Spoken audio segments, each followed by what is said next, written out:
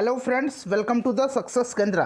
Friends, आज इस video में हम लोग 67th बीपीएससी पीटी एग्जाम 2021 के लिए एडुटेरिया का जो नया प्रैक्टिस सेट आया है 67th बीपीएससी पीटी एग्जाम के लिए, जिसमें टोटल 15 मॉडल प्रैक्टिस सेट है, उसमें आज हम लोग सेट नंबर 4 को डिस्कस करेंगे। इससे पहले ऑलरेडी हम लोगों ने सेट नंबर 1, 2 और 3 को कवर कर लिया था। तो फ्रेंड्स, अगर आपने नहीं देखा है तो देख लीजिएगा। इन तीनों वीडियोज़ का लिंक मैंने आज की इस वीडियो के डिस्क्रिप्शन बॉक्स में दे दिया है।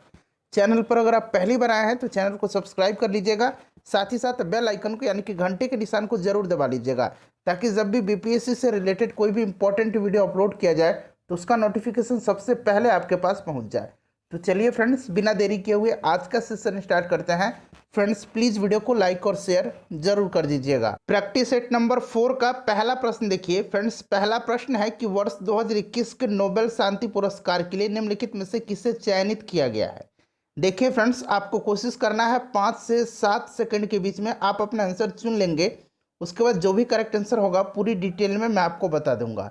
तो ध्यान दीजिएगा, इस वर्ष यानी कि 2021 के नोबेल शांति पुरस्कार से फिलीपींस के मारिया रेसा और रूस के दमित्री मुराटोव को इस वर्ष चयनित किया गया है। तो राइट आंसर ऑप्शन नंबर ई हो जाएगा, उपरोक्त में से एक से अधिक। नेक्स्ट क्वेश्चन देखिएगा कि हाल ही में 6 अप्रैल को किस केंद्र शासित प्रदेश में विधानसभा चुनाव कराए गए हैं। तो सही आंसर इसका पुदुचेरी हो जाएगा, option number C right answer हो जाएगा, पुदुचेरी। ठीक है फ्रेंड्स, इंपॉर्टेंट है। और यहाँ पर जो है 30 सदस्यीय विधानसभा चुनाव अभी संपन्न हुआ है, जहां एनडीए गठबंधन बहुमत हासिल कर सरकार बनाने में सफल रही है। उसके बाद देखिए तीसरा प्रश्न, महिला एकल यूएस ओपन टेनिस टूर्नामेंट 2021 किसने जीता है। तो देखिए महिला एकल पूछा गया है, तो महिला एकल का जो इसमें खिताब है ये जीता है एम्मा रादुका ने, ये ब्रिटेन की रहने वाली हैं। वहीं अगर हम पुरुष एकल की बात करें तो पुरुष एकल का खिताब जो है डेनियल मेदवेदेव ने जीता है। डेनियल मेदवेदेव जो हैं ये रसिया के हैं, जिन्होंने नोवाक जोकोविच को पराजित करके यह खिताब जीता है। नेक्स्ट क्वेश्चन देख लीजिएगा कि दिल्ली खेल विश्वविद्यालय की पहली कुलपति कौन बनी है। देखिए पहली बनी है इसीलिए इंपॉर्टेंट हो जा रहा है। तो ये बनी है कौन, तो राइट आंसर हो जाएगा Karnam Malleswari, option number C correct answer हो जाएगा। नेक्स्ट क्वेश्चन देख लीजिएगा, टोक्यो पैरालंपिक 2020 में कितने नए खेलों को शामिल किया गया है। देखिए फ्रेंड्स, टोक्यो पैरालंपिक 2020 में इस वर्ष जो है 2 नए खेलों को शामिल किया गया। ये नए खेल कौन से हैं, तो बैडमिंटन है और ताइक्वांडो है। वहीं अगर हम बात करें तो इस वर्ष 5 नए देशों ने टोक्यो पैरालंपिक में भाग लिया है, यानी कि शामिल हुए हैं। ये देश हैं भूटान, मालदीव, ग्रेनेडा, यहाँ मैं लिख दे रहा हूँ ग्रेनेडा, उसके बाद पराग्वे है, उसके बाद सेंट विंसेंट है और ग्रेनाडिनेस है। ठीक है, ग्रेनाडिनेस। ठीक है, तो ये 5 नए देश शामिल हुए हैं इस वर्ष, ध्यान रखिएगा। चलिए अगला क्वेश्चन देखिएगा कि पहला रेशम प्रसंस्करण संयंत्र किस राज्य में खोला गया है। तो फ्रेंड्स राइट आंसर इसका हो जाएगा गुजरात। अगला प्रश्न देखिएगा, नेक्स्ट क्वेश्चन है कि नावों के लिए भारत का पहला सीएनजी स्टेशन कहाँ स्थापित किया जा रहा है। तो फ्रेंड्स ये सीएनजी स्टेशन जो है काशी के खिड़किया घाट पर स्थापित किया जा रहा है। काशी के खिड़किया घाट, तो देखिए वाराणसी हो जाएगा। उसके बाद नेक्स्ट क्वेश्चन देख लीजिएगा कि ओलंपिक 2020 में जिम्नास्टिक प्रतियोगिता में जज चुने जाने वाले पहले भारतीय निम्नलिखित में से कौन है। तो फ्रेंड्स ये बने हैं दीपक काबरा। ठीक है, दीपक काबरा। राइट आंसर इसका क्या हो जाएगा, राइट आंसर हो जाएगा ऑप्शन नंबर ए दीपक काबरा। उसके बाद अगला क्वेश्चन देखिएगा कि क्रिकेट की प्रतिष्ठित विजय हजारे ट्रॉफी 2021 किस टीम ने जीता है। तो फ्रेंड्स ये जीता है किसने, मुंबई ने। मुंबई ने किसको हरा करके यह खिताब जीता है, तो उत्तर प्रदेश को। ये भी आप ध्यान रखेंगे, मुंबई जो है विनर है और उत्तर प्रदेश जो है ये रनर अप है। ठीक है, चलिए अगला क्वेश्चन देखिएगा कि अमेरिका चांद पर पहला परमाणु रिएक्टर किस वर्ष तक स्थापित करेगा। तो देखिए फ्रेंड्स ये स्थापित करेगा कब तक, तो ये करेगा वर्ष 2026 तक। ठीक है, 26 के अंत तक जो है चंद्रमा पर पहला परमाणु रिएक्टर स्थापित करने की योजना तैयार की है संयुक्त राज्य अमेरिका ने, ऑप्शन नंबर डी हो जाएगा करेक्ट आंसर। उसके बाद देखिएगा कि 1 स्कूल 1 आईएएस योजना किस राज्य ने शुरू की है। तो फ्रेंड्स ये शुरू किया है केरल राज्य ने, option number B right answer हो जाएगा। उसके बाद देखिएगा कि माइक्रोसॉफ्ट ने किस राज्य में अपना नया भारत विकास केंद्र आईडीसी सुविधा शुरू की है।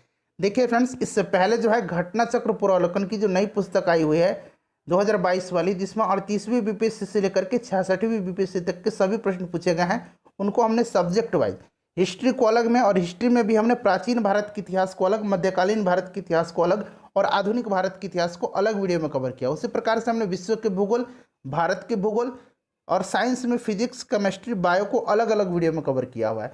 पॉलिटी को हमने अलग वीडियो में कवर किया हुआ है। सभी वीडियोज़ को अलग अलग हमने कवर किया हुआ है सब्जेक्ट वाइज, तो ज़रूर देख लीजिएगा। सबका लिंक आपको डिस्क्रिप्शन में मिल जाएगा।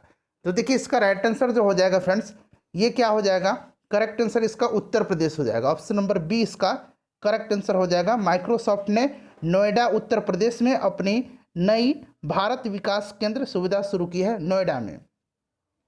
उसके बाद देखिए एरोस्पेस कंपनी ब्लू ओरिजिन की स्थापना किसके द्वारा की गई थी, तो ये की गई है जेफ बेजोस के द्वारा। अगला प्रश्न देखिएगा कि 2021 का ईरान का राष्ट्रपति चुनाव किसने जीता, यानी कि ईरान के अब नए राष्ट्रपति कौन बने हैं, तो ये बने इब्राहिम रईसी। इब्राहिम रईसी बने हैं। Option number A right answer हो जाएगा। नेक्स्ट क्वेश्चन देखिएगा कि विश्व में पाम ऑयल का सबसे बड़ा उत्पादक देश कौन सा है, तो देखिए पाम ऑयल का सबसे बड़ा जो उत्पादक देश है विश्व में, ये इंडोनेशिया है पहले स्थान पर। दूसरे स्थान पर मलेशिया है। ठीक है, ध्यान रखिएगा, इंपॉर्टेंट है ये।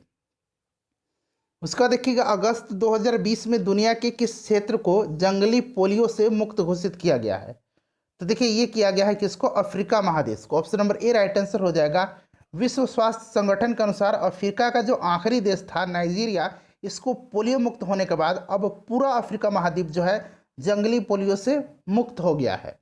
नेक्स्ट क्वेश्चन देखिएगा, यूनाइटेड किंगडम की महारानी एलिजाबेथ द्वितीय का उत्तराधिकारी कौन होगा, तो उत्तराधिकारी होंगे कौन, चार्ल्स होंगे, प्रिंस चार्ल्स। ठीक है, तो option number A correct answer हो जाएगा।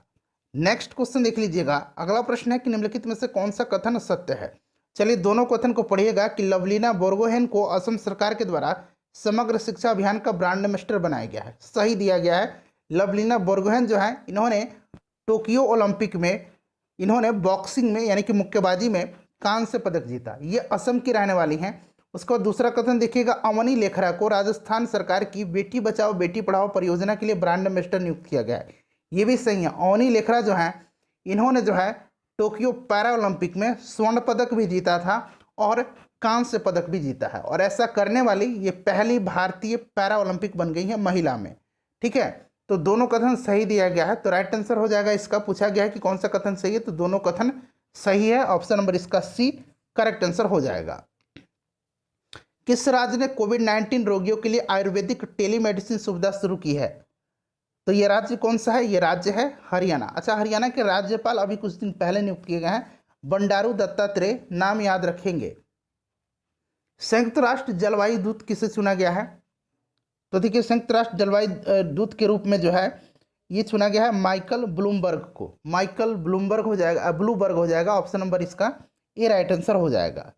नेक्स्ट क्वेश्चन देखिएगा, किस बैंक को ई नाम के डिजिटल पेमेंट पार्टनर के रूप में चुना गया है, तो ये चुना गया है किसको, कोटक महिंद्रा बैंक को। Kotak Mahindra bank, option number A right answer हो जाएगा।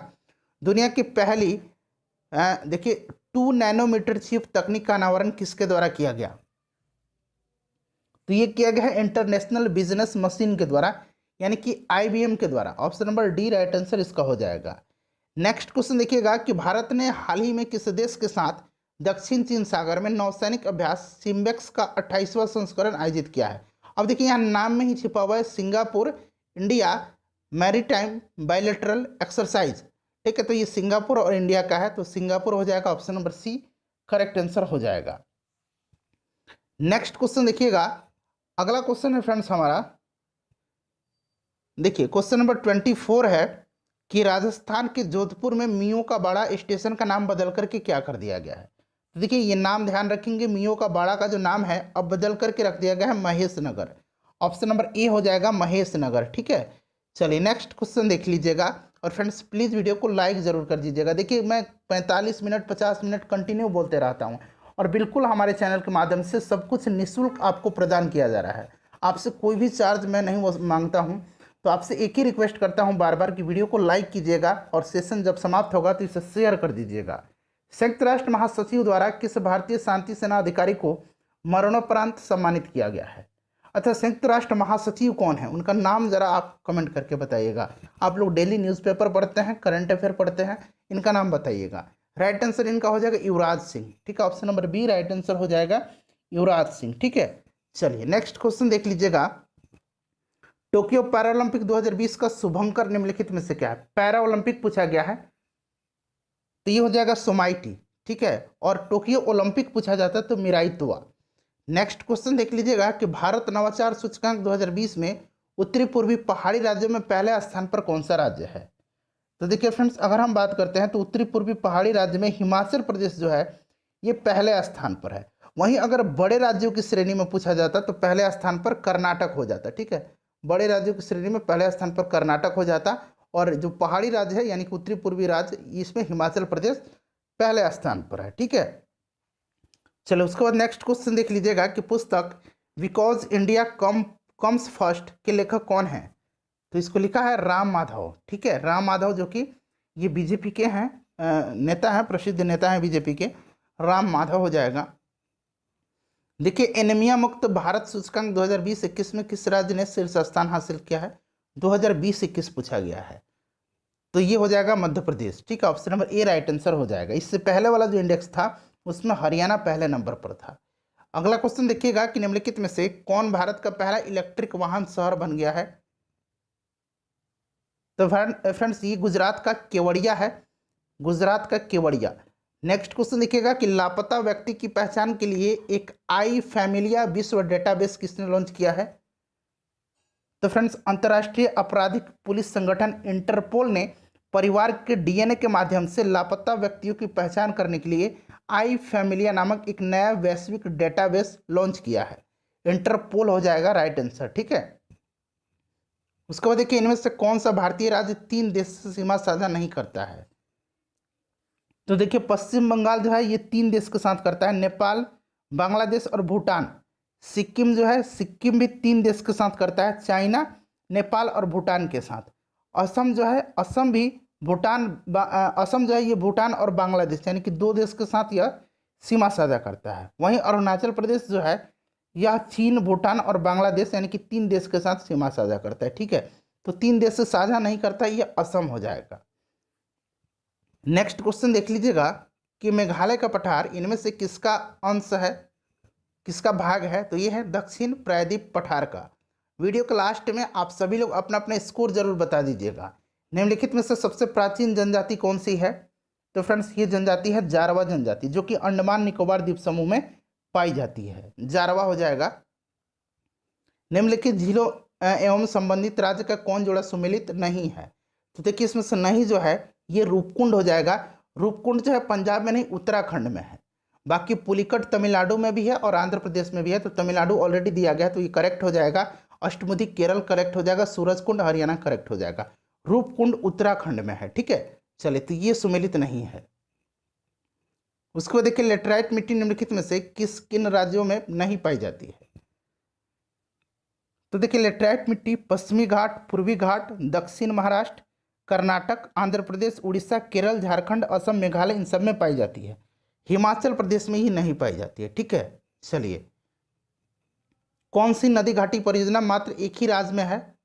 तो देखिए ये हो जाएगा आपका ये शरावती परियोजना, जो कि कहाँ है? शरावती जो है ये कर्नाटक में है, ठीक है। ध्यान रखेंगे शरावती परियोजना जो है ये कर्नाटक में है, और हीराकुंड परियोजना जो कि उड़ीसा में, एक ही राज्य में है।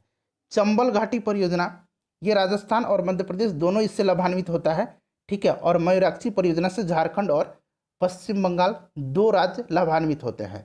तो नहीं एक ही राज्य पूछा गया तो शरावती हो जाएगा और हीराकुंड हो जाएगा। तो ऑप्शन नंबर ई राइट आंसर हो जाएगा, उपरोक्त में से एक से अधिक। ये क्वेश्चन बहुत ही इंपॉर्टेंट है। वर्तमान में बिहार में कुल कितने क्षेत्रीय ग्रामीण बैंक हैं? 2 बैंक हैं, उत्तर बिहार ग्रामीण बैंक और दूसरा दक्षिण बिहार ग्रामीण बैंक, ठीक है। चलिए नेक्स्ट क्वेश्चन देख लीजिएगा कि इनमें से कौन सा सागर हिंद महासागर में स्थित है? तो ये हो जाएगा तिमोर सागर, ठीक है। तिमोर सागर। देखिए कोरल सागर जो है दक्षिण चीन सागर है जो है, और फिलीपींस सागर जो है ये प्रशांत महासागर में है। तिमोर सागर जो है हिंद महासागर में है। ब्राजील कितने देशों के साथ सीमा साझा करता है? तो याद रखेंगे 10 देशों के साथ, ठीक है। ये 10 देश कौन से हैं? तो फ्रेंच गुयाना है, कोलंबिया है, बोलीविया है, अर्जेंटीना है, उरुग्वे है, पैरागुआ है, पेरू है, वेनेजुएला है और सूरीनाम है, ठीक है। चलिए पर्ल ऑफ साइबेरिया किस झील को कहा जाता है? तो ये कहा जाता है बैकाल झील को। ये विश्व की सबसे गहरी झील है। उसके बाद देखिए भूमध्य सागरीय जलवायु इनमें से किस शहर में नहीं पाई जाता है? नहीं पाया जाता है तो ये न्यूयॉर्क में नहीं पाया जाता। Option number C right answer इसका हो जाएगा। गंडक नदी निम्न में से किस जिले से होकर के नहीं बहती है? तो गंडक नदी इसमें से देखिए गोपालगंज से बहती है, मुजफ्फरपुर से भी बहती है, सीवान से नहीं बहती है, ये वैशाली से होकर के बहती है। तो सीवान हो जाएगा ऑप्शन नंबर इसका बी करेक्ट आंसर हो जाएगा। ठीक है, चलिए उसके बाद नेक्स्ट क्वेश्चन। गंडक नदी जो है ये पश्चिम चंपारण से भी, पूर्वी चंपारण से भी, गोपालगंज हो ही गया, मुजफ्फरपुर भी हो गया, सारण एवं वैशाली जिले से होकर के बहते हुए सोनपुर हाजीपुर के निकट गंगा में मिल जाती है।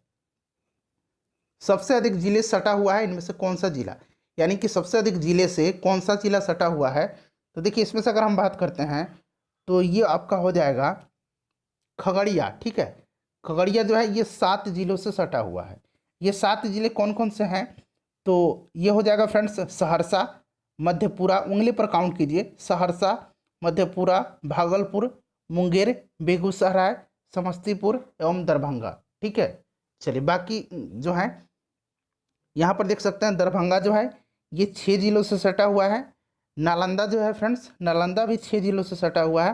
और सहरसा जो है ये 5 जिलों से सटा हुआ है।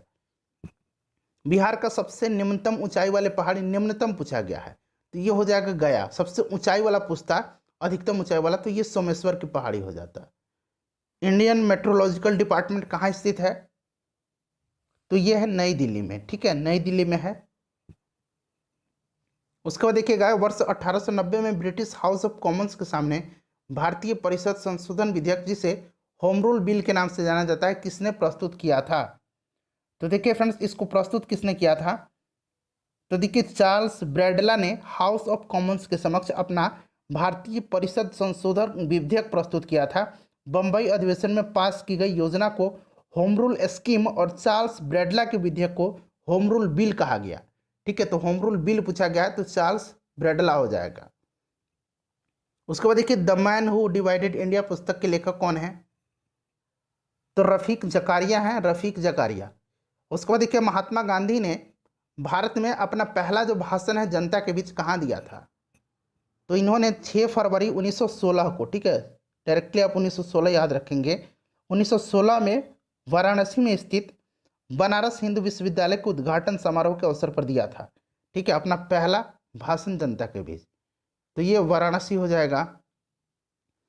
किसने कहा था यदि भगवान अस्पृश्यता को सहन करते हैं तो मैं उन्हें कभी भगवान नहीं मानूंगा?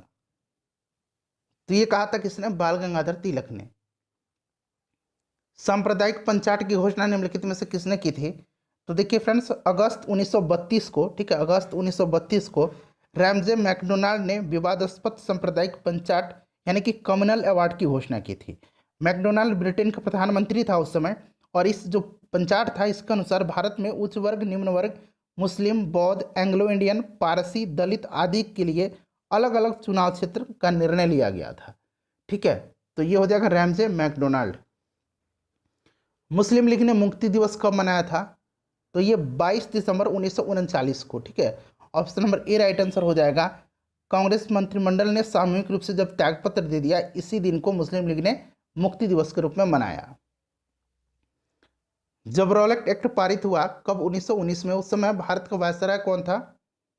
तो ये लॉर्ड चैम्सफोर्ड था, कई बार मैंने आपको बताया है। ठीक है, चलिए उसके बाद देखिएगा कि अमर नायक प्रणाली किसकी राजनीतिक खोज थी? अमर नायक प्रणाली, तो देखिए अमर नायक प्रणाली विजयनगर शासकों की एक नई खोज थी। अमर नायक सैन्य कमांडर थे जिन्हें राय द्वारा शासित क्षेत्र दिए जाते थे। विजयनगर के शासक स्वयं को राय कहा करते थे। अमर नायक क्षेत्रों में किसानों, शिल्पकारों और व्यापारियों से कर एवं अन्य बकाया राशि एकत्र करते थे। तो राइट आंसर इसका हो जाएगा आपका विजयनगर। ठीक है, नेक्स्ट क्वेश्चन देखिएगा कि भारत में सूफियों का आगमन किस शताब्दी में हुआ? तो भारत में सूफियों का जो आगमन है यह 10वीं 11वीं शताब्दी में हुआ। Option number B right answer हो जाएगा। भारत में सूफियों का आगमन महमूद गजनवी के आगमन के साथ शुरू होता है। नेक्स्ट क्वेश्चन देखिएगा कि अलवार संत किसको उपासक थे? अलवार और नैनार पूछा जाता है। अलवार जो थे ये विष्णु के थे और नैनार जो थे ये शिव के थे। ठीक है, तो यहाँ पर विष्णु हो जाएगा, अलवार, नैनार शिव के थे। चलिए नेक्स्ट क्वेश्चन देख लीजिएगा कि पुस्तक हितोपदेश के लेखक कौन है। बहुत ही आसान क्वेश्चन है, नारायण पंडित हैं। Option number A right answer हो जाएगा। किस भारतीय शासक ने विदेशों में आधुनिक पद्धति से दूतावास स्थापित किए थे? तो ये कौन था? टीपू सुल्तान था। टीपू सुल्तान ने विदेशों में आधुनिक पद्धति से दूतावास स्थापित किए थे। और देखिए उस समय उन्होंने व्यापार वाणिज्य और अन्य संबंधों को मजबूत करने के उद्देश्य से विभिन्न देशों में दूतावास की स्थापना की थी। आधुनिक यूरोपीय पद्धति पर अपनी सैन्य व्यवस्था को इसने मजबूत किया था। टीपू सुल्तान हो जाएगा।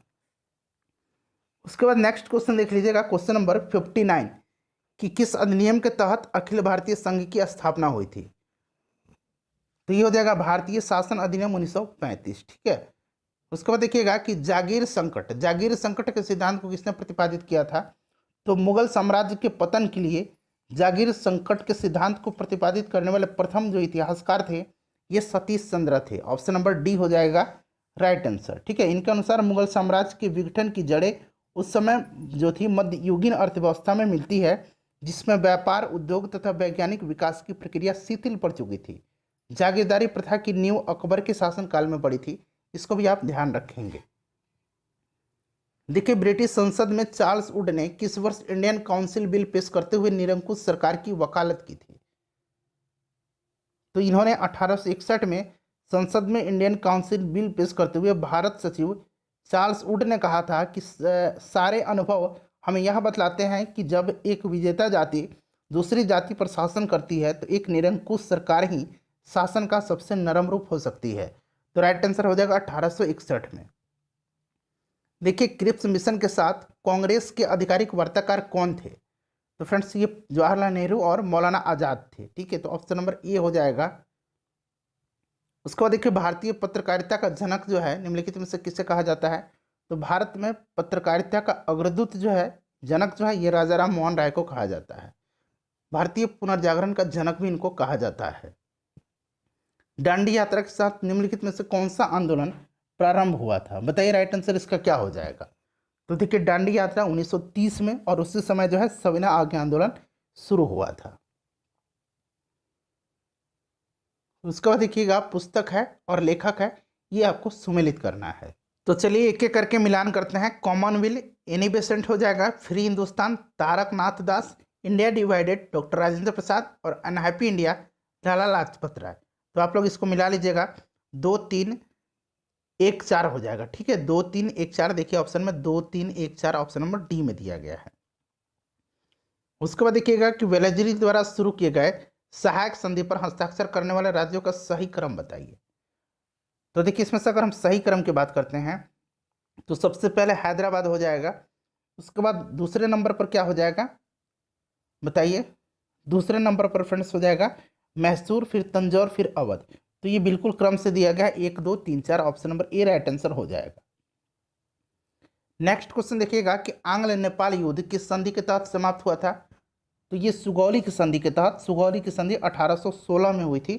ध्यान रखेंगे सुगौली की संधि के तहत। ठीक है। चलिए आंग्ल नेपाल या आंग्ल गोरखा युद्ध भी इसको कहा जाता था।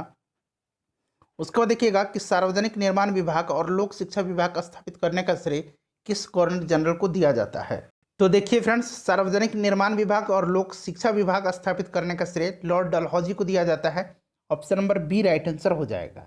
उसका देखिएगा अवध का विलय ब्रिटिश साम्राज्य में कैसे किया गया? तो देखिए अवध का विलय जो है ब्रिटिश साम्राज्य में कुशासन का आरोप लगाकर किया गया था। और उस समय अवध पर किसका शासन था? तो उस समय वाजिद अली शाह का था। ठीक है। तो कुशासन का आरोप लगा करके। तंजौर की बृहदेश्वर मंदिर का निर्माण किस शासक ने करवाया था? देखिए बृहदेश्वर मंदिर को राजराजेश्वर मंदिर के नाम से भी जाना जाता है। तो राजराज प्रथम ने जो है इसका निर्माण करवाया था। Option number C right answer हो जाएगा। ध्यान रखेंगे चोल शासक राजराज प्रथम चोल शासक था। उसके बाद नेक्स्ट क्वेश्चन देख लीजिएगा कि हिंदू धर्म और इस्लाम शाब्दिक अर्थ में धर्म नहीं है, बल्कि यह 2 पृथक और स्पष्ट सामाजिक अवस्थाएं हैं। हिंदू और मुसलमान कभी एक राष्ट्र के रूप में रह सकते हैं, यह कोरा स्वप्न है। यह कथन किसका है बताइए? तो यह जो स्टेटमेंट है यह किसका है? तो ये मोहम्मद अली जिन्ना का है। ऑप्शन नंबर बी हो जाएगा। देखिए समुद्रगुप्त के प्रयाग प्रशस्ति वाले स्तंभ पर निम्नलिखित में से किसका लेख मिलता है?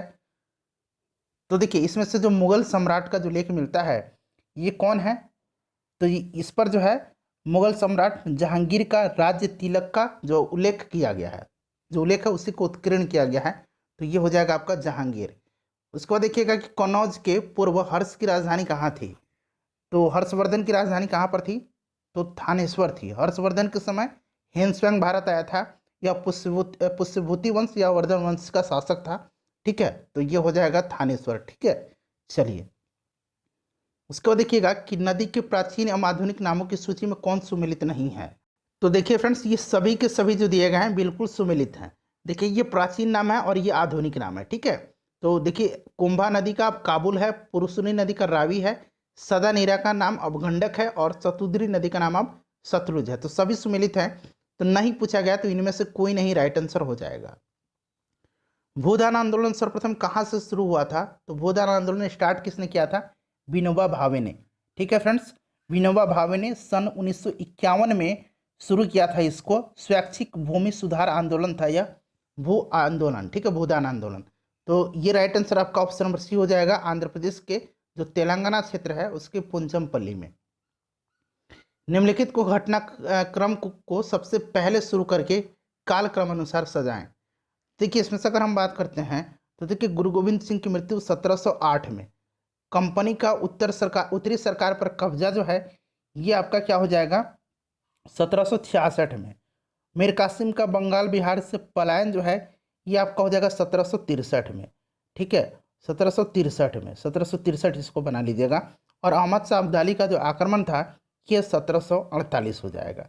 तो अभी ये क्रम हो जाएगा आपका 1 4 3 2, 1 4 3 2 ऑप्शन नंबर डी में है।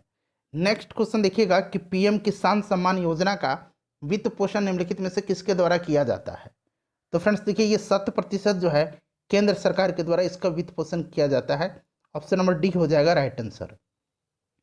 निम्न में से सेबी के संबंध में कौन सा कथन सत्य है, सभी कथन को ध्यान से पढ़िए फिर इसका आंसर आपको बताना है। देखिए फ्रेंड्स सबसे पहले आप सेबी का फुल फॉर्म जान लीजिए। सेबी का फुल फॉर्म क्या होता है, इसका फुल फॉर्म होता है securities and exchange board of India. इसकी स्थापना 1988 में की गई थी, सही है। 30 जनवरी 1992 को इसे वैधानिक दर्जा प्राप्त हुआ था, ये भी सही है। इसका मुख्यालय मुंबई में है और यह शेयर बाजार को नियंत्रित और विनियमित करने वाली संस्था है, ये संस्था बना लीजिएगा, तो ये भी सही दिया गया। तो 1 2 3 4 सभी सही हैं। भारत में राजकोषीय नीति का आरंभ कब से माना जाता है, तो देखिए ये माना जाता है 1936 से, ठीक है, 1936 से। तो राइट आंसर ऑप्शन नंबर इसका सी हो जाएगा।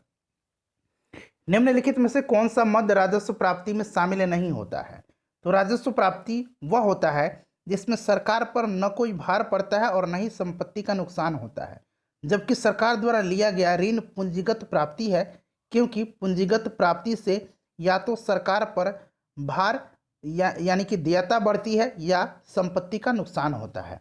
तो सरकार द्वारा लिया गया ये ऋण हो जाएगा, ऑप्शन नंबर इसका डी हो जाएगा। Akhil Bharatiya trading portal e नाम का टैगलाइन क्या है, ठीक है, बताइए। नेशनल एग्रीकल्चर मार्केट, ठीक है, ई नाम का नेशनल, बाकी इलेक्ट्रॉनिक्स नेशनल एग्रीकल्चर मार्केट। तो इसका जो फुल फॉर्म मैंने बता दिया और इसका टैगलाइन है उत्तम फसल उत्तम इनाम। नेक्स्ट क्वेश्चन देखिएगा कि एंट्री पोर्ट व्यापार से क्या तात्पर्य है, इसका तात्पर्य निर्यात के लिए आयात की गई वस्तुएं हैं, तो ऑप्शन नंबर डी हो जाएगा। उसके बाद देखिए इनमें से कौन सा रिपोर्ट जो है विश्व बैंक द्वारा प्रकाशित नहीं किया जाता है, तो देखिए इसमें से सभी के सभी रिपोर्ट जो हैं ये विश्व बैंक के द्वारा ही प्रकाशित किए जाते हैं, ठीक है। इसके अतिरिक्त विश्व विकास रिपोर्ट, उसके बाद कमोडिटी मार्केट आउटलुक जो है यह भी विश्व बैंक के द्वारा ही प्रस्तुत किया जाता है, ठीक है। कौन सा रिपोर्ट और है, विश्व विकास रिपोर्ट और commodity market outlook report, option number ई हो जाएगा उपरोक्त में से एक से अधिक। उसके बाद देखिए वाणिज्यिक कृषि के संदर्भ में निम्नलिखित में से कौन सा कथन सही है, तो एक एक करके सभी कथन को हम पढ़ेंगे। और देखिए इसमें से सही कथन जो है ये वाणिज्यिक कृषि में फसल उत्पादन और पशुपालन बाजार को ध्यान में रख करके किया जाता है, पहला स्टेटमेंट सही है। उसके बाद दूसरा भी जो है सही दिया गया है, ठीक है, तो ये दोनों सही हैं, तो एक से अधिक हो जाएगा, ठीक है। तीनों देख लीजिए, तीसरा गलत हो जाएगा, पहला और दूसरा सही हो जाएगा, तो 1 और 2 सही दिया गया, तो 1 और 2 हो जाएगा। उसका देखिए बिहार आर्थिक सर्वेक्षण 2020-21 के अनुसार वर्तमान मूल्य पर प्रति व्यक्ति आय कितनी है। तो वर्तमान मूल्य पर है 50,735 रुपया। वहीं अगर आपसे स्थिर मूल्य पर पूछा जाता तो 34,413 रुपया हो जाता। इसको भी ध्यान रखिएगा। विकासशील देशों में निजी उद्योगों के निवेश के लिए विश्व बैंक समूह की कौन सी संस्था पूंजी उपलब्ध कराती है। तो यह कराती है अंतर्राष्ट्रीय वित्त निगम। Option number C right answer हो जाएगा। अंतर्राष्ट्रीय वित्त निगम की स्थापना 1956 में हुई थी, ध्यान रखेंगे, ठीक है। और इसका मुख्यालय वाशिंगटन डीसी में है। बीमा संशोधन विधेयक 2021 पारित कर भारतीय संसद ने बीमा क्षेत्र में प्रत्यक्ष विदेशी निवेश यानी कि एफडीआई को कितना प्रतिशत कर दिया है। तो अब ये कर दिया गया है 49% से 74%, ठीक है। 49 से अब कितना कर दिया गया, 74% कर दिया गया है। बजट 2021-22 के अनुसार निम्नलिखित में से कौन सी योजना कोर में शामिल है। तो ये सभी योजनाएं हैं, ठीक है। ये सभी योजनाएं जो दिख रहे हैं ये सभी योजनाएं हैं। तो उपरोक्त में से एक से अधिक इसका राइट आंसर हो जाएगा। भारतीय संविधान सरकार को किस अनुच्छेद के तहत सार्वजनिक बजट बनाने का अधिकार प्रदान करता है। तो ये आपका कौन सा हो जाएगा, अनुच्छेद 112। अनुच्छेद 110 में धन विधेयक को परिभाषित किया गया है। अनुच्छेद 265 में जो है, ध्यान रखेंगे, इसमें उल्लेख किया गया है कि नए कर कानूनी प्रावधान के बिना नहीं लगाया जा सकता है। और अनुच्छेद 266 में संसदीय अनुमति के बिना व्यय पर रोक का प्रावधान है। 2020-21 के आर्थिक सर्वेक्षण निम्नलिखित में से किसे समर्पित किया गया है। तो फ्रेंड्स ये समर्पित किया गया है किसको, बताइए। तो ये किया गया है कोरोना को, जो वॉरियर्स हैं, कोरोना योद्धा को। Option number D right answer इसका हो जाएगा।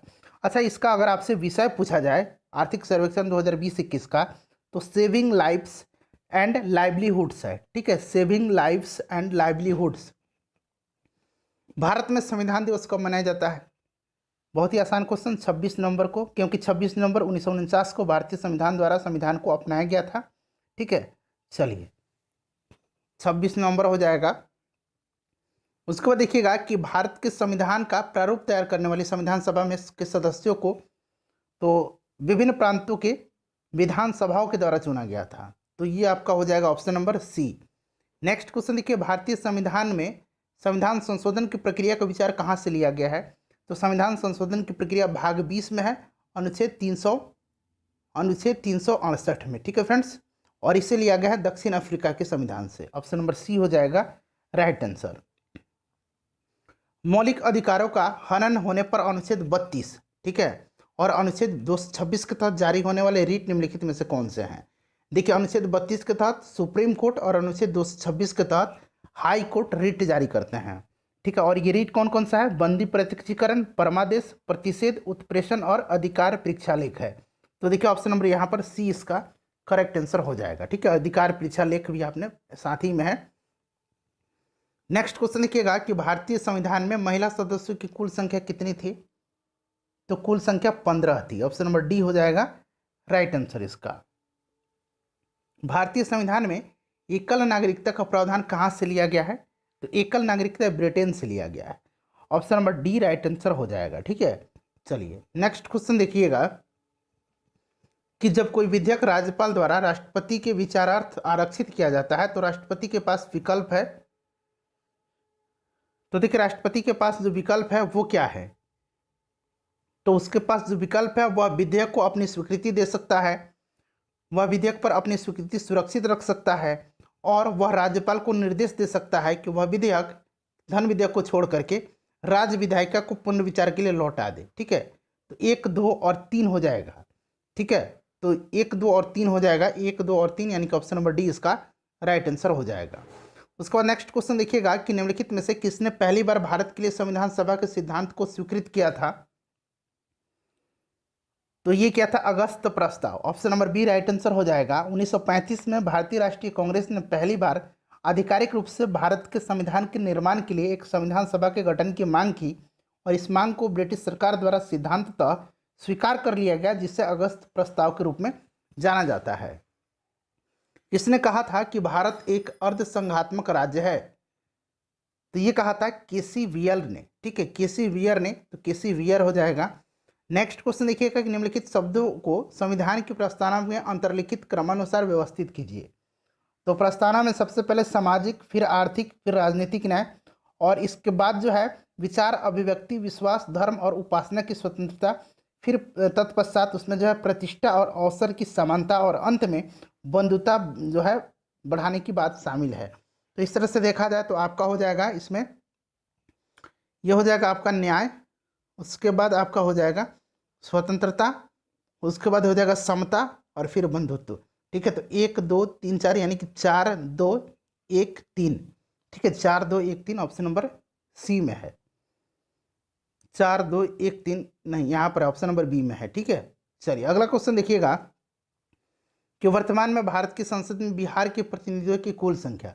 तो बिहार में लोकसभा की 40 है और राज्यसभा की 16 है। तो लोकसभा और राज्यसभा 40 और 16 56 हो जाएगा। दोनों को जोड़ करके पूछा गया। भारत की संसद लोकसभा भी है और राज्यसभा भी है। ठीक है, चलो उसके बाद देखिए, भारत के महान न्यायवादी के संबंध में गलत कथन का चयन करें।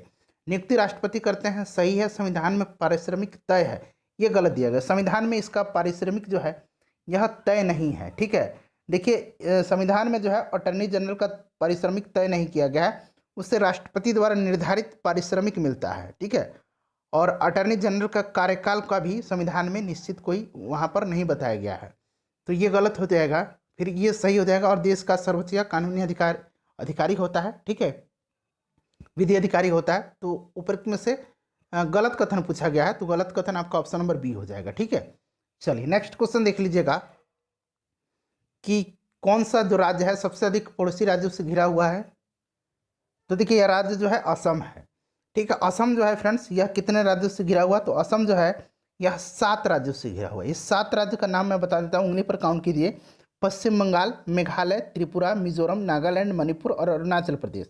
उसके बाद छत्तीसगढ़ जो है यह 6 राज्यों से। ठीक है, उसके बाद तेलंगाना जो है, हाँ यहाँ पर देखिए मध्य प्रदेश जो है, मध्य प्रदेश आपका हो जाएगा 5 राज्यों से, और तेलंगाना भी 5 राज्यों से घिरा हुआ है। इनमें से कौन सा वृक्ष या पेड़ सबसे अधिक ऊंचाई पर पाया जाता है, तो ये हो जाएगा आपका इसमें से देवदार। अगला क्वेश्चन देखिए, किस राज्य में रबड़, तंबाकू और कॉफी तीनों प्रचुर मात्रा में उत्पादित किए जाते हैं। तो ये राज्य कौन सा है, ये राज्य कर्नाटक है। ठीक है फ्रेंड्स, चलिए अगला क्वेश्चन देखिएगा कि पटना से चेन्नई जाने के क्रम में बीच के राज्यों को चिन्हित करें, इनमें से कौन सा विकल्प गलत है, बताइए। तो पटना से चेन्नई जाने के लिए न्यूनतम 3 राज्यों को पार करना पड़ेगा, और ये है पश्चिम बंगाल, उड़ीसा और आंध्र प्रदेश, या फिर झारखंड जाइए, फिर उड़ीसा और फिर आंध्र प्रदेश। ठीक है, तो देखिए यहाँ पर आपको ए में दिख रहा है और सी में दिख रहा है। ठीक है, बाकी ये 2 जो हैं ये गलत दिए गए हैं। तो ऑप्शन नंबर ई हो जाएगा उपरोक्त में से एक से अधिक।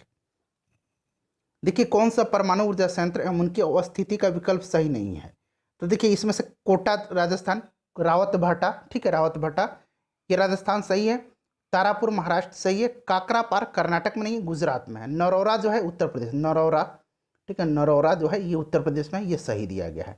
तो काकरापार गुजरात में है, ये सही नहीं है। ठीक है, ऑप्शन नंबर सी जो है ये सही मिलान नहीं दिया गया है। उसके बाद नेक्स्ट क्वेश्चन देख लीजिएगा कि कौन सा बंदरगाह प्राकृतिक नहीं है। तो इसमें से प्राकृतिक बंदरगाह जो है ये कौन सा नहीं है, चेन्नई जो है यह सबसे बड़ा कृत्रिम बंदरगाह है, चेन्नई हो जाएगा। नेक्स्ट क्वेश्चन देख लीजिएगा कि कोलाइडी विलयनों का शुद्धिकरण निम्नलिखित में से किस विधि के द्वारा नहीं किया जा सकता है, नहीं पूछा गया है। तो ये आपका हो जाएगा इलेक्ट्रोलाइसिस। ठीक है, इलेक्ट्रोलाइसिस हो जाएगा, option number D right answer हो जाएगा। नेक्स्ट क्वेश्चन देख लीजिएगा कोलाइडी विलयन। चलिए नेक्स्ट क्वेश्चन देख लीजिएगा। अगला क्वेश्चन है कि जंतु विज्ञान की वह शाखा जिसके अंतर्गत सरीसृपों का अध्ययन किया जाता है क्या कहलाता है, इसको कहा जाता है हर्पिटोलॉजी। ठीक है, ऑप्शन नंबर बी हो जाएगा। ऑर्थिनोलॉजी के जो है ऑर्निथोलॉजी, इसके अंतर्गत जो है और ऑर्निथोलॉजी के अंतर्गत जो है फ्रेंड्स इसमें जो है किसका अध्ययन किया जाता है बताइए। तो ये किया जाता है पक्षियों का। उसके बाद इक्थियोलॉजी के अंतर्गत जो है मछलियों का अध्ययन किया जाता है, और कॉन्कोलॉजी के अंतर्गत जो मोलास्का संघ है उनका अध्ययन किया जाता है। कोशिका में किसकी मात्रा 80% से अधिक होती है, तो फ्रेंड्स ये होती है किसकी, ये जल की। ठीक है, ध्यान रखेंगे। और मानव शरीर की सबसे छोटी इकाई होती है कोशिका। कोशिका की खोज सर्वप्रथम रॉबर्ट हुक ने किया था। ठीक है, रॉबर्ट हुक ने अगला क्वेश्चन देखिएगा, निम्न में से किसके द्वारा पेनिसिलिन का उत्पादन संभव है? तो ये हो जाएगा आपका किसके द्वारा? फम्फूद से, ठीक है, ऑप्शन नंबर सी हो जाएगा। पेनिसिलिन की खोज जो है सर्वप्रथम अलेक्जेंडर फ्लेमिंग ने किया था। ध्यान रखेंगे, पेनिसिलिन एक प्रकार का एंटीबायोटिक दवा है जो संक्रमण के खिलाफ प्रयोग की जाती है। अगला क्वेश्चन देखिएगा कि पौधे के किस भाग से केसर प्राप्त किया जाता है? तो केसर जो है ये वर्तिकाग्र या वर्तिका से प्राप्त किया जाता है। कृत्रिम उपग्रह धरती से सुस्पष्ट रूप से ट्रैक किया जा सकता है। तो ये किया जा सकता है डॉपलर प्रभाव के द्वारा। डॉपलर प्रभाव के द्वारा किया जा सकता है, तो ऑप्शन नंबर ए हो जाएगा डॉपलर प्रभाव, ठीक है, ध्यान रखेंगे। चलिए अगला क्वेश्चन देखिएगा कि निम्न में से कौन सा यंत्र किसी भी वस्तु या द्रव की गति मापने के लिए प्रयोग किया जाता है? तो देखिए टैकोमीटर जो है इसके द्वारा वायुयान तथा मोटर नावों की गति मापा जाता है। रडार जो है दूर से आने वाली वाहनों की गति तथा दिशा को ज्ञात करने वाला उपकरण है। स्पीडोमीटर जो है या गतिमान वाहनों की गति की मापन करने का यंत्र है। और वेंचुरीमीटर जो है या किसी द्रव के प्रवाह की गति को मापने वाला उपकरण है। तो सभी जो है ये गति माप सकते हैं। तो 1 2 3 4 राइट आंसर इसका हो जाएगा, ठीक है। चलिए अगला क्वेश्चन देखिएगा कि मानव शरीर में रक्त की मात्रा शरीर के बाहर की लगभग कितने प्रतिशत होती है? तो जनरली ये 7% होती है, तो 7 से 8% हो जाएगा। उसके बाद देखिएगा प्रेरकत्व का मात्रा क्या है, यानी कि इंडक्टेंस का मात्रा क्या है, ठीक है। इंडक्टेंस का मात्रा क्या है? तो फ्रेंड्स ये हो जाएगा हेनरी, ऑप्शन नंबर डी हो जाएगा, ध्यान रखेंगे हेनरी हो जाएगा। उसके बाद देखिएगा कि गैस से ठोस में बदलना क्या कहलाता है? तो ये द्रवण कहलाता है। नेक्स्ट क्वेश्चन देखिएगा कि साधारण कांच निम्नलिखित में से किसका मिश्रण होता है? तो साधारण कांच सिलिका का यानी कि Si2 का, उसके बाद सोडियम सिलिकेट का, ठीक है, और कैल्शियम सिलिकेट का मिश्रण होता है। तो सिलिका, सोडियम सिलिकेट और कैल्शियम सिलिकेट, तो एक से अधिक हो जाएगा, ठीक है। निम्नलिखित में से सर्वाधिक विद्युत धनात्मक तत्व कौन सा है? सर्वाधिक विद्युत धनात्मक फ्रांसियम है और सर्वाधिक विद्युत ऋणात्मक जो है ये फ्लोरीन है, ठीक है। चलिए नेक्स्ट क्वेश्चन देख लीजिएगा। अगला क्वेश्चन देखिएगा कि प्रकाश के क्वांटम सिद्धांत का प्रतिपादन किसने किया था? तो ये किया था आइंस्टीन ने, ठीक है। किसने किया था? आइंस्टीन ने किया था। प्लांक का जो क्वांटम सिद्धांत है इसका अनुसार किसी वस्तु से प्रकाश और ऊष्मा जैसी विकिरण ऊर्जा का उत्सर्जन या अवशोषण सतत नहीं होता, बल्कि असतत रूप से छोटे छोटे पैकेट्स के रूप में, बंडल के रूप में होता है, जिन्हें क्वांटम कहा जाता है। तो ये आइंस्टीन हो जाएगा। निकिल कैडमियम बैटरी का प्रयोग निम्नलिखित में से किस में होता है? तो देखिए निकिल कैडमियम बैटरी का प्रयोग जो है रिचार्जेबल बैटरी में होता है, और रिचार्जेबल बैटरी का उपयोग कैलकुलेटर में भी होता है, कार्डलेस मोबाइल में भी होता है, मोबाइल फ़ोन इस सब में होता है। तो एक से अधिक राइट आंसर इसका हो जाएगा, ठीक है, सभी में होता है। देखिए किसी विलयन में उपस्थित हाइड्रोजन आयन की सांद्रता ज्ञात करने के लिए कौन सा स्केल उपयोग किया जाता है? तो फ्रेंड्स इसका नाम है पीएच स्केल। पीएच का फुल फॉर्म होता है पोटेंशियल ऑफ हाइड्रोजन, ठीक है। इसकी खोज सोरेनसन ने किया था। पीएच स्केल का जो है आपको पता होगा कि 7 से अधिक जो होता है वो क्षारीय होता है, और 7 से कम जो होता है वो अम्लीय होता है, और 7 जो होता है वो उदासीन विलयन होते हैं, ठीक है। चलिए नेक्स्ट क्वेश्चन देख लीजिएगा। और 0 से 14 इसका रेंज होता है। नेक्स्ट क्वेश्चन है हमारा कि किसी तत्व को पीट कर पतली चादर बनाया जाता है, वह तत्व कौन सा होगा? तो सीधी सी बात है, धातुओं को जो है, धातु जो होती है ये आघातवर्ध होती है, तन्य होती है, ठीक है। नेक्स्ट क्वेश्चन लिखिएगा किसी प्रोटॉन का निम्नलिखित में से कौन सा गुण किसी चुंबकीय क्षेत्र में मुक्त गति करते समय परिवर्तित हो जाता है? तो देखिए चुंबकीय क्षेत्र में प्रोटॉन की गति की दिशा के अभिलंबवत दिशा में बल लगता है, जिसके कारण वेग और संवेग में परिवर्तन हो जाता है। वेग और संवेग में द्रव्यमान जो है ये बिल्कुल जो है अपरिवर्तनशील होता है, ठीक है। तो चलिए राइट आंसर इसका क्या हो जाएगा? 1 से अधिक हो जाएगा। जब हम रबर की गद्दे वाली सीट पर बैठते हैं अथवा जब गद्दे पर लेटते हैं तो उसका आकार परिवर्तित होता है, ऐसे पदार्थ में पाया जाता है। तो इसमें पाया जाता है कौन सा ऊर्जा? स्थितिज ऊर्जा, ठीक है। चलिए ध्वनि तरंगे गति करती है, तो ध्वनि तरंगे जो है लंबवत गमन करती है, लंबवत हो जाएगा, ध्यान रखेंगे। उसके बाद देखिएगा एक लड़की झूले पर बैठे स्थिति में झूला झूल रही है, उस लड़की के खड़े हो जाने पर दोलन का आवर्तकाल कितना होगा? तो देखिए आपको पता होगा जो टाइम पीरियड है, आवर्तकाल है, ये होता है 2π√L/g होता है। अब कहा गया है कि वो खड़ी हो जाती है, तो खड़े होने पर उसका जो है गुरुत्व केंद्र ऊपर उठ जाएगा, बिंदु से दूरी कम हो जाएगी, जिससे कि दोलन का आवर्तकाल कम हो जाएगा। ये ज़्यादा हो जाएगा तो ये आवर्तकाल भी ज़्यादा हो जाएगा, इसका मतलब वो धीरे धीरे से दोलन करने लगेगा। आवर्तकाल ज़्यादा मतलब धीरे धीरे दोलन करेगा, ठीक है। तो राइट आंसर इसका हो जाएगा कम हो जाएगा, ठीक है। किसी भी स्थिर या गतिशील वस्तु की स्थिति एवं दिशा में तब तक कोई परिवर्तन नहीं होता जब तक उस पर कोई बाहरी बल सक्रिय ना हो। यह कौन सा नियम है? तो यह जड़त्व का नियम, ठीक है। तो ध्यान रखेंगे यह न्यूटन की गति का प्रथम नियम। तो ऑप्शन नंबर ए इसका राइट आंसर हो जाएगा। डायोड एवं ट्रांजिस्टर के टर्मिनल छोर होते हैं क्रमशः। तो डायोड में जो है, डायोड में दो टर्मिनल होता है, एक धनात्मक होता है यानी कि पॉजिटिव और एक निगेटिव होता है। और ट्रांजिस्टर में तीन टर्मिनल होता है, एक एमीटर होता है, ठीक है, एक एमीटर होता है, एक होता है आपका बेस होता है और एक होता है कलेक्टर, ठीक है, कलेक्टर होता है। तो तीन होता है ट्रांजिस्टर में, तो दो और तीन हो जाएगा। उसके बाद देखिएगा कि उत्प्लवनता किस पर निर्भर करती है? तो ये विस्थापित द्रव के द्रव्यमान पर, ठीक है। तो right answer option number D हो जाएगा। भाप अंगार गैस जिसको कि वाटर गैस कहा जाता है, किसका मिश्रण होता है? तो ये कार्बन मोनोऑक्साइड और हाइड्रोजन का, ठीक है फ्रेंड्स, ध्यान रखेंगे। और देखिए प्रोड्यूसर गैस यानी कि वायु अंगार गैस कहा जाता है कार्बन मोनोऑक्साइड और नाइट्रोजन के मिश्रण को। उसके बाद देखिएगा ओवरी यानी कि अंडाशय से हार्मोन स्रावित होते हैं। तो अंडाशय से स्रावित होने वाला हार्मोन जो है ये कौन सा है? तो प्रोजेस्टेरोन है, रिलैक्सिन है और एस्ट्रोमिन है। तो देखिए इसमें से जो है राइट आंसर क्या हो जाएगा? तो देखिए प्रोजेस्टेरिन है और एस्ट्रोजिन है।